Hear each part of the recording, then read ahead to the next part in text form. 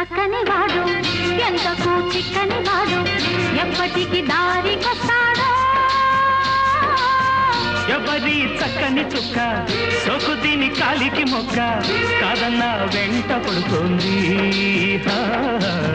కాదన్న వెంట పడుతుంది ఎవరి చక్కని వాడు ఎంతకు చిక్కని వాడు ఎప్పటికి దారికొస్తాడో ఎవరి చక్కని చుక్క సోకు దీని కాలికి మొక్క కాదన్న వెంట పడుతుంది